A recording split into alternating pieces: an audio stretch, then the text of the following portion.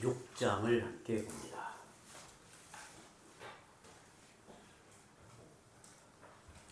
하나님의 말씀 민수기 6장 22절에서 27절까지 함께 교독합니다. 여호와께서 모세에게 말씀하여 이르시되 아론과 그의 아들들에게 말하여 이르기를 너희는 이스라엘 자손을 위하여 이렇게 축복하여 이르되 여호와는 내게 복을 주시고 너를 지키시기를 원하며 여호와는 그의 얼굴을 내게 비추사 은혜 베푸시기를 원하며 여호와는 그 얼굴을 내게로 향하여 드사 평강 주시기를 원하노라 할지니라 하라. 그들은 이같이 내 이름으로 이스라엘 자손에게 축복할지니 내가 그들에게 복을 주리라. 아멘. 아멘. 2024년 새해 우리가 처음 모이는 이 예배 가운데 주께서 우리에게 주실 말씀을 사모하고 은혜를 구하면서 어떤 말씀을 함께 나눌까, 올 한 해를 어떻게 시작할까 생각하다가 하나님이 주의 백성, 언약 백성을 향해 가장 중요하게 여기시는 복이 무엇인가? 우리가 그 복을 어떻게 사모해야 되고 그 복을 누리며 살아가야 하는가? 오늘 처음 이 복된 예배의 말씀으로 함께 나누려고 하는데 주께서 우리 마음에 큰 은혜 베풀어 주시기를 원합니다. 한국 사람은 유별나게 복에 대한 관심이 많습니다. 대문에도 기둥에도 벽에도 하다못해 숟가락에도 복자를 새기어 복을 열망하는 백성이 우리나라 사람이지요. 옛날에 어른들은 제가 자주 들었던 이 기억에 수저를 흔들어도 복이 달아난다. 또 다리를 떨어도 복이 없어진다. 밥알을 흘려도 복이 사라진다고 아이들에게 주의를 시키던 그 옛날 기억이 납니다. 사람들이 얼마나 복을 열망하는지 보여주는 풍속이라 할 수 있죠. 한국 사람에게 복은 저변에서 움직이는 강력한 에너지와 같아요. 복을 비는 부모에게서 태어나 그 부모와 함께 복을 빌고 복을 많이 받아 좋은 세상에 이르도록 간절히 복을 빌고 살아갑니다. 그 복에 대한 열망이 얼마나 강렬한가, 그 삶에 정말 강렬한 에너지가 되는 것을 보게 되죠. 한국교회 신자들도 이런 범위에서 크게 벗어나지 않는 것 같아요. 연초가 되면 축복 성회를 하고 또 축복의 말씀을 뽑고 축복 기도를 받으려고 합니다. 이제 어떤 성도들은 왜 우리 교회는 이렇게 무미한가? 사실 무미하지 않고 늘 우리는 그 복을 중요하게 여기고 사는데 유별남을 저는 좀 좋은 것 같지는 않아서 축복 성회를 샘 열고 또 보통 보면 이 무슨 축복의 말씀을 뽑는다고 하더라고요. 왜 하나님의 말씀을 통째로 마태복음을 뽑아라고 하든지 요한복음을 뽑아라고 하든지 하지 그 한 구절을 뽑아서 그 한 구절만 탈랑 붙들고 어떻게 살라는 말인가? 저는 오해를 일으킬까 봐서 전 별로 싫어합니다. 그렇게 하는 건 저 별로 좋아하지 않아요. 또 축복 기도를 받으려고 합니다. 연초가 되면 이런 행위를 하죠. 복을 받는 것이라면 결사적입니다. 그런데도 정작 생각하기를 나는 지질이 복도 없다는 생각을 또 자주 해요. 사람들의 생각 속에 그게 많아요. 모든 사람이 열망하는 복은 매력적이지만 쉽게 마음을 열지 않는 깍쟁이와 같아요. 복은 잡은 줄 알면 저만큼 달아나고 포기하고 나면 앞에서 어른거리는 잠자리와 같은 게 참 한국 사람들이 그렇게 붙들려는 복 같아요. 그렇기에 복은 붙드는 이에게는 보물단지여도 놓친 이에게는 평생 아쉬움이 남는 이 애물단지 같습니다. 사람들이 복을 구하면서도 복 있는 사람이 되지 못하는 까닭은 무엇일까요? 그렇게 복을 열망하고 복을 붙들기 위해서 그렇게 애타하면서도 복 있는 인생이 되지 못하는 이유가 뭘까요? 저는 번지수를 잘못 짓기 때문이라고 생각해요. 복을 구함에 있어서 대체로 이런 문제들이 나타납니다. 첫째는 하나님이 아니라 비인격적인 대상에서 복을 구하는 거예요. 그러니 그 복이 헛될 수밖에 없지요. 둘째는 참된 기도가 아니라 자기 정성을 조건으로 내세워요. 셋째는 자기 중심적입니다. 복을 구하는데 자기 중심적이에요. 복의 통로가 되려고 하지 않습니다. 정말 그 인생 자체가 복 있는 인생이 되기 위해서는 만복의 근원이신 하나님께 이때여 복의 통로가 되는 게 중요하거든요. 그런데 자기 중심적으로 복을 구하니 그 복이란 늘 자기 앞에는 허상과 같아요. 이스라엘 백성에게도 복은 중요한 관심사였습니다. 시편 150편 그 수많은 말씀 가운데 복이 있는 사람이 제일 먼저 1편에 나와요. 구약 성경에는 복에 대한 이야기가 넘쳐납니다. 여러분, 우리가 성경을 읽어보면 복을 받는 말씀이 정말 넘쳐나요. 복에 관한 말씀이 엄청나게 많습니다. 가나안을 말할 때도 젖과 꿀이 흐르는 땅으로 표현하는데 물질의 복에 대한 기대감이 가득했던 것을 봅니다. 이스라엘 백성이 우리와 다른 점은 그들은 축복에 대한 말씀을 일찍부터 알고 있었어요. 물론 하나님의 계시이고 그들에게 은혜였습니다. 그들은 무엇보다 복의 주체를 알고 있었어요. 누가 복을 주시는가? 어디에서 진정한 복이 오는가? 오직 여호와 하나님이십니다. 제사장의 주관에서 분명히 나타나죠. 24절에 여호와는 너에게 복을 주시고 너를 지키시기를 원하며 그랬어요. 하나님께서 대제사장들에게 명하여 백성들을 축복하는 이 복됨을 말할 때 첫 마디에 뭐가 있냐면 여호와는 너에게 복을 주시고 라고 했어요. 여호와는 너에게 복을 주시고. 여호와 하나님은 만복의 근원이십니다. 천지 만물을 지으시고 다스리시는 하나님이십니다. 여호와의 손에 길흉화복이 달려 있습니다. 하나님은 만복의 주관자이십니다. 이스라엘은 만복의 근원에 잇대어 복을 받은 백성입니다. 만복의 근원이신 하나님께 잇대어 그들 인생이, 그들 백성이 복을 받은 자리에 서게 된 거죠. 그들은 복의 원리를 알고 있었습니다. 누구를 통해서 복이 선언되는가? 이스라엘에게 베푸시는 축복은 제사장 자신의 권위에 있는 게 아니라 복의 근원이신 하나님에게서 비롯되는 것을 밝힙니다. 이런 까닭에 제사장은 강복을 선언할 때 3번 다 반복해서 여호와는 이라고 밝혀요. 분명히 여호와는 복을 베푸시는 분이라고 시작을 해요. 따라서 제사장의 축복권은 하나님이 위임하신 특별한 권위에 전적으로 의존하고 나아가 그 권위로 말미암아 축복의 내용이 의미를 갖게 되는 것입니다. 제사장은 하나님의 복을 전하는 매개체가 된다는 것을 알았습니다. 그래서 이스라엘 백성에게 제사장은 하나님께 나아가는 거의 유일한 통로였습니다. 그만큼 신뢰하고 존경했습니다. 모세는 제사장들을 세우면서 백성들에게 빌어줄 축복의 내용이 무엇인가를 전해줍니다. 당시 이스라엘은 이 말씀을 모세를 통해서 이스라엘 백성들에게 말씀하실 때 이스라엘 백성은 가나안을 앞두고 광야의 여정에 있었습니다. 가나안 땅에서의 현실적 축복은 그들이 장수하고 부자가 되고 그 땅을 넓게 차지하는 것입니다.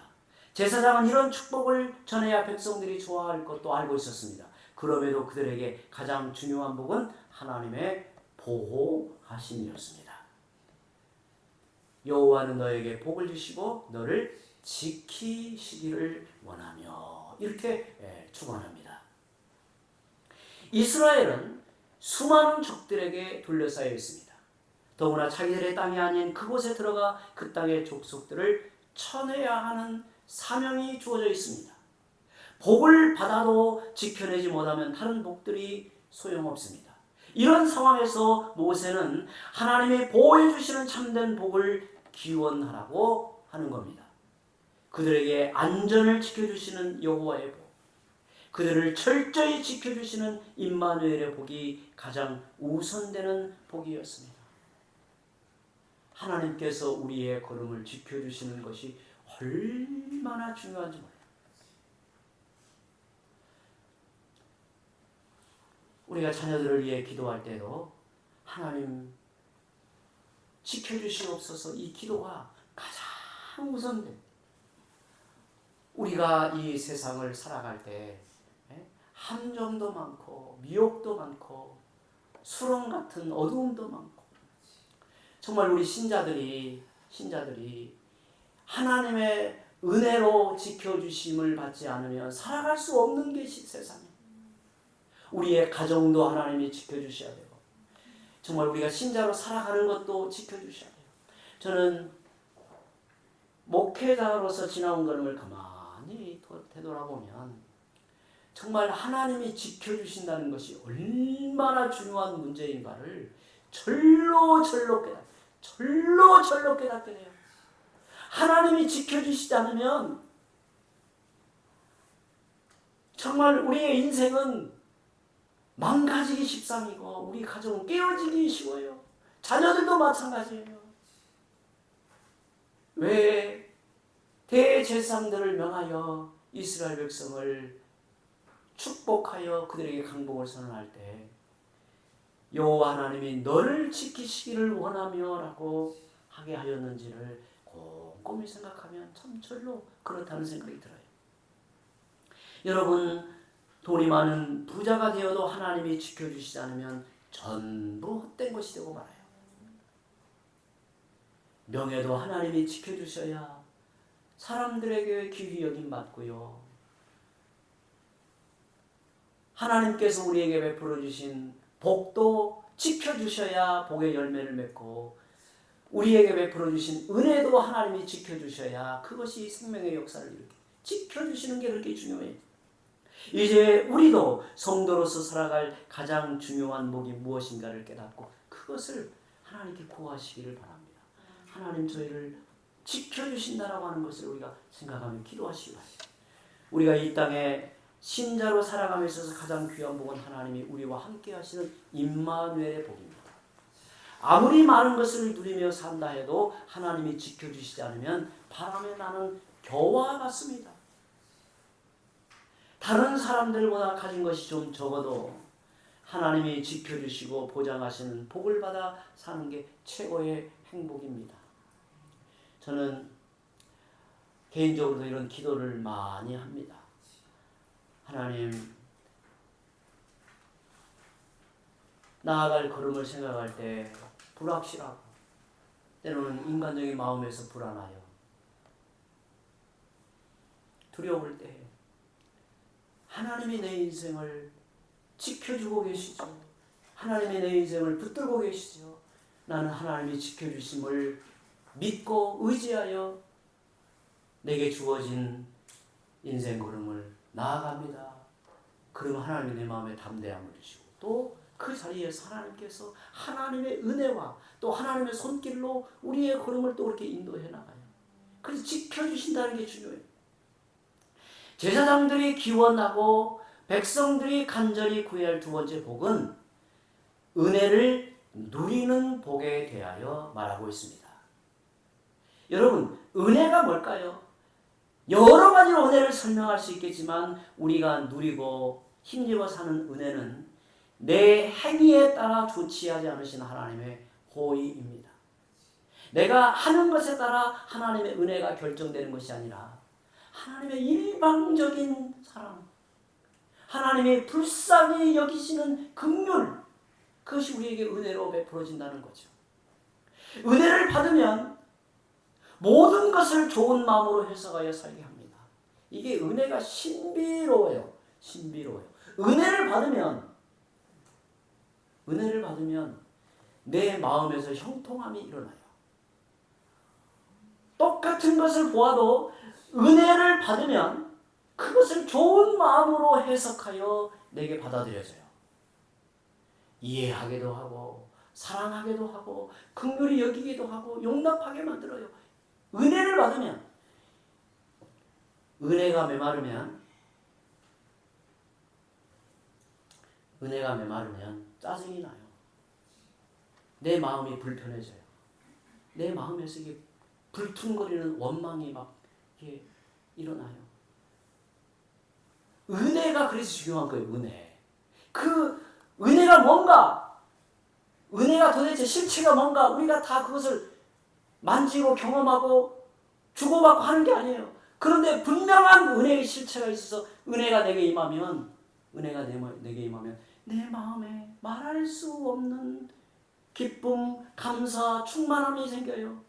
그래서 은혜가 내게 임하면 내 인생에서 보람되고 가치 있게 여겨지고 여유로워져.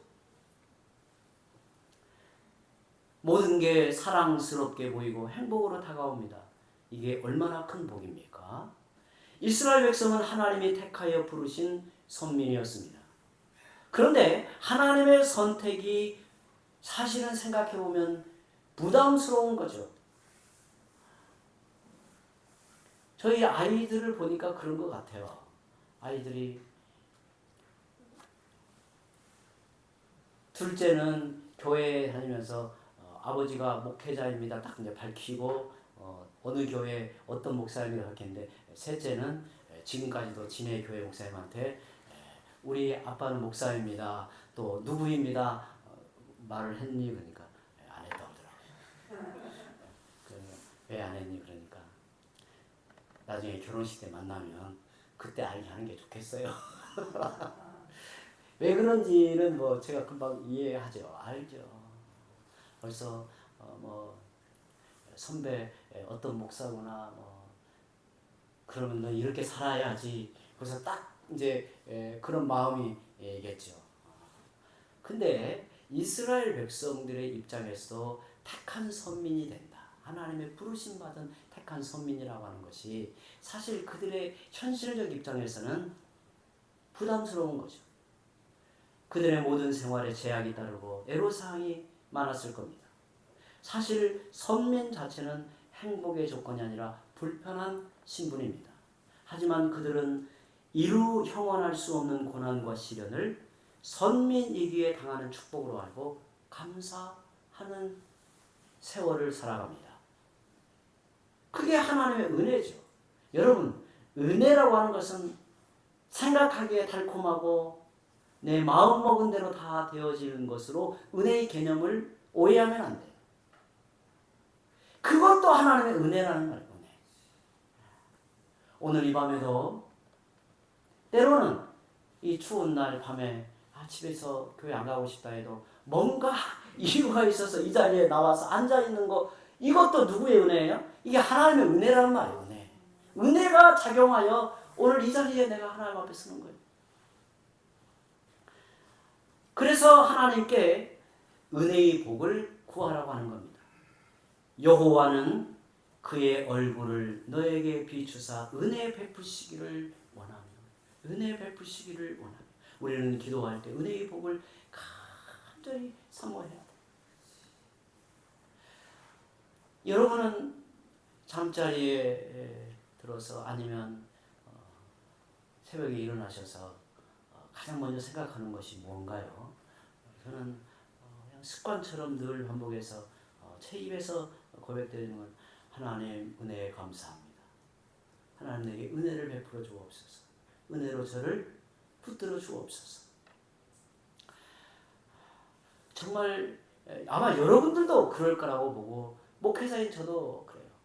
제가 1년에 한 세네 차례 경험하는 것 중에 하나가 뭐냐면요. 이제 이건 제 주관적인 이제 생각의 표현이니 오해하지는 마시기 바랍니다. 설교할 때 정말 내 안에 은혜가 사라지는 듯한 느낌을 받을 때가 있어요. 그러면 설교자에게 있어서 그러한 경험들은 꼭 죽는 것과 같은 고통을 겪어요. 그러니까 설교 원고를 읽고 있는 거예요. 정말 말씀을 전하는데, 그래서 등에 땀이 흐르고 정말 이게 이 속에서 이 당황함이 어찌할 줄 모르는 거예요. 그래서 이제 집에 이제 들어가서 이제 물을 때가 있어요. 제가 내가 이런 경험이 있는데 이런 것을 느꼈느냐 물어봐요. 근데 못 느꼈다고 그래요. 근데 사실은 그것이 내 안에서 이렇게 이제 때로 이렇게 목회자, 설교자에게서 주는 두려움 같다는 생각이 들어요. 근데 왜 그럴까? 왜 그런 일을 이렇게 어쩌다 한 번씩 경험하게 할까? 저는 이런 생각이 들더라고요. 하나님의 은혜에 대한 정말 그 하나님의 은혜에 대한 가난한 마음으로 은혜를 붙들고 매달리고 은혜가 아니면 내가 이 자리에 설 수 없고 말씀을 전할 수 없다라고 하는 사실을 깊이 이렇게 뭐 찌르듯이 이렇게 깨닫게 하시는 방식 같아요. 여러분, 우리가 은혜를 늘 사모하고 은혜의 복됨을 누리고 살면 은혜가 내 안에서 조금이라도 문제가 생기면 굉장히 불안해하고 두려워해요. 그런데 뭐 은혜고 뭐고 뭐 필요 없고 난 내 방식대로 산다라고 막 그냥 제 느낌, 제 감정대로 막 살면 은혜의 가치를 모르고 사는 거예요. 그러면 이제 항상 나타나는 것은 뭐냐면 원망, 짜증, 불평. 내 인생은 왜 이래? 나는 왜 이래? 이렇게 살아가는 거예요. 그런데 하나님의 은혜가 임하면 은혜의 복됨을 누리고 살면 정말 내 인생 자체도 귀하게 여겨져요. 내 인생이 얼마나 복된가 정말 감사함이 되고 하나님의 은혜 앞에 눈물이 나고 정말 모든 게 그렇게 해석이 되어 다가와요. 하나님의 은혜를 받으면 노래도 이렇게 재해석이 돼요. 하나님의 은혜를 받으면 이게 대중가요도 재해석되어서 내게 메시지로 다가와요. 은혜를 모르면 그냥 이런 거지 이제 그 풍류소설 같은 메시지로 느껴요. 근데 은혜를 받으면 그래요. 은혜를 받으면 저는 좀 이렇게 이제 그 정서가 좀 감성적인 면이 있어서 그런지 어떤 데는 유튜브 영상을 보고요. 혼자 울고 있어. 혼자 아무도 없으니 이제 창피한 것도 없고 이제 혼자 눈물이 나고 정말 엊그제는 그 무슨 그 트롯 오디션 프로그램에 어떤 꼬마아이가 나와서 노래하는 것을 보고는요. 눈물을 주체할 수가 없더라고요. 어떤 생각이었냐면 저 딸아이를 놓고 아버지가 눈을 감을 때 어떤 심정이었을까 생각하니까 하나님의 마음이 떠오르고 주님의 마음이 떠오르는 거예요. 정말 어떤 마음이었을까 그 마음에서. 근데 사실 하나님의 은혜가 우리에게 임하면 내 옆에 있는 남편도 아내도 자녀도 바라보는 시각이 달라져요. 내게 주어지는 모든 삶이 다 새로워져요. 내게 다가오는 삶이 새로워요.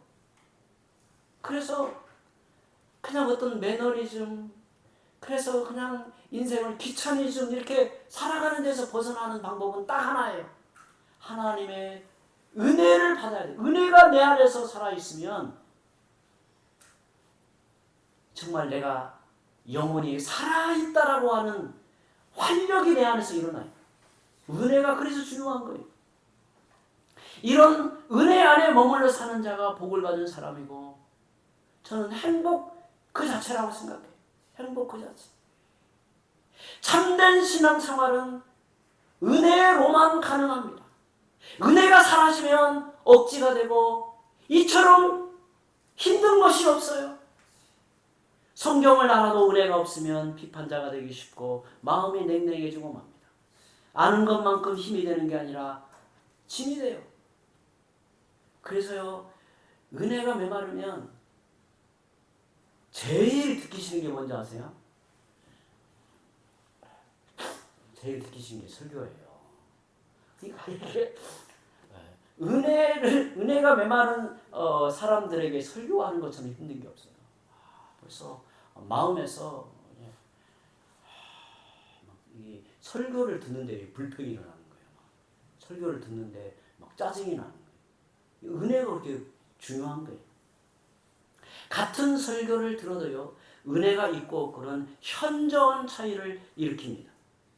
그래서 우리가 언제나 하나님께 구할 기도의 제목은 은혜의 복이에요. 그래, 이렇게 구하면 좋아요. 하나님, 내게 은혜를 베풀어 주시지 않으면 내 인생은 말라 죽습니다. 내 영혼은 갈아여 시들어지고 맙니다.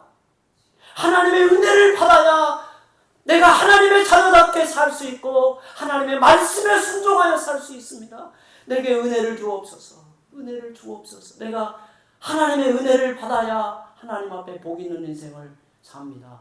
이렇게 기도가 바뀌어요. 은혜의 복을 그렇게 구하라는 거예요. 은혜가 메마른 사람은 은혜를 받은 것이 없어서 남에게 은혜를 끼치지 못합니다. 은혜가 없으면 신앙생활이 답답하고 더 큰 문제는 교회를 다녀도 완악한 사람이 돼요. 참된 신앙이 어느 순간 종교화로 전락된 자들이 대표적으로 바리새인들입니다.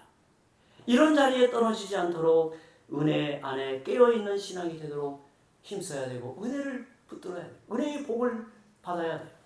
세 번째, 이 세상의 강복선언에서 평강의 복을 받는 게 중요합니다. 평강의 복을 받는 게 중요해요.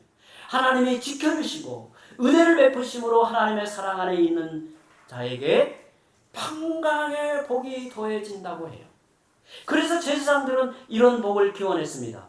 여호와는 그 얼굴을 내게로 향하여 드사 평강 주시기를 원하노라. 평강 주시기를 원하노라. 여러분, 대제사장을 통해서 하나님의 언약 백성들을 향해 강복을 선언하라고 하실 때 그 수많은 복들이 있는데 왜 이 세 가지를 구하라고 했을까요? 이건 다 뜻이 있는 거예요. 이것은 매우 핵심적인 하나님의 은혜와 복을 나타내고 있는 겁니다. 우리에게 베푸시는 최고의 평강은 하나님의 얼굴을 내게로 향하여 드시는 것입니다. 여기에 향하여 드사라는 말은 계속해서 주시하다는 뜻입니다. 하나님의 지속적인 사랑과 관심을 의미하는 겁니다. 또한 평강은 안전, 행복, 건강, 형통, 평안 등의 의미가 있습니다. 우리말로는 평강이라는 말로 그냥 표현했지만 이 샬롬이라는 말은 이스라엘 백성들에게서 샬롬은 굉장히 넓은 개념의 단어예요. 그러므로 평강은 모든 복의 근원이신 하나님에게서 나오는 축복의 결정체와 같습니다. 하나님은 평강의 복을 선포하시는 것으로 그치지 않으시고 평강의 실체이신 예수 그리스도를 이 땅에 보내셔서 죄와 불의를 멸하시고 그를 영접하는 이들에게 평강의 복을 누리게 하시는 겁니다. 이처럼 하나님의 관심 대상이 되면 하나님의 돌보심으로 그 어떤 위협과 도전도 능히 극복할 수 있고 아울러 참된 기쁨과 평안을 누리게 되는 것입니다. 유명한 복음 전도자 빌리 그레엄 목사는 기도가 생활 속에 녹아들어야 삶의 문제들이 해결되면서 평안을 누릴 수 있다고 역설했습니다. 하나님의 자녀인 성도들은 하나님을 대하는 친밀함을 잃어버릴 때 영혼이 메마르고 영적인 감각이 무디어집니다. 하나님의 얼굴이 내게서 멀어지면 죄의 본성을 따라 살아갑니다. 어린아이는 엄마의 얼굴 앞에서 두려움이 사라집니다.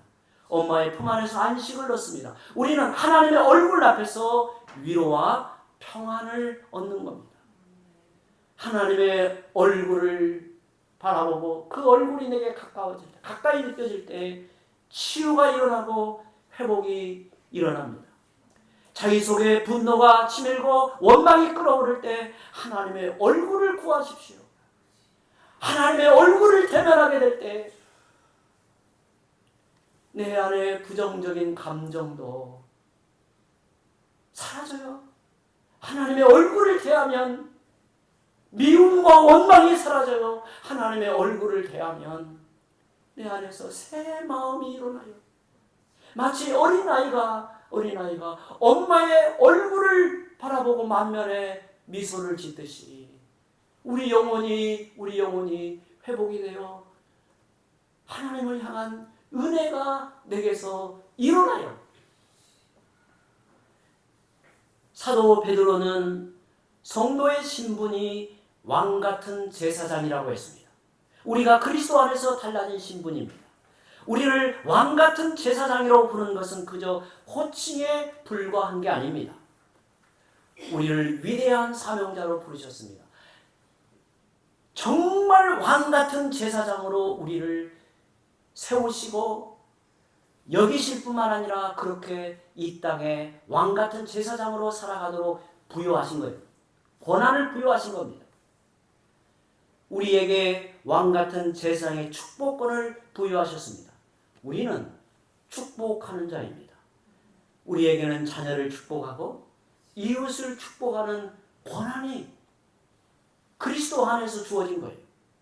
하나님의 복을 축원하시기를 바랍니다. 구약시대의 축도는 아론과 그의 자손 제사장들을 통해 백성들에게 선언되지만 신약시대는 영원하신 왕이요 선지자요 대제사장이 되시는 예수 그리스도를 통해 성도들에게 선포되는 겁니다. 우리는 그 복의 수혜자로 그 복을 세상에 증거하는 축복의 통로가 되어야 합니다. 그래서 우리를 가리켜 복 있는 인생이라고 합니다. 복 있는 자라고 하는 겁니다. 우리에게는 축복 기도의 놀라운 특권이 주어져 있습니다. 그래서 누구를 만나든 자녀가 되었든 남편이 되었든 아내가 되었든 직장에서 동역자가 되었든 지체가 되었든 축복의 말을 전하는 게 좋아요. 하나님의 마음이 그렇게 표현되면 그에게 복이 선언되는 거예요. 여러분 이거 놀라운 역사를 가져옵니다. 이것은 진정한 지도자가 행하는 삶이에요. 성경에는 위대한 지도자의 삶을 왕같은 제사장이라고 명했어요. 하나님께서 우리에게는 그렇게 권한을 부여하여 세상에 보내시는 겁니다. 그래서 여러분들이 누구를 만나든 칭찬하고 복을 빌고 긍정의 말을 하고 세워주시는 여러분을 통해서 하나님의 복의 역사는 나타나게 될 것입니다. 우리 함께 기도합니다.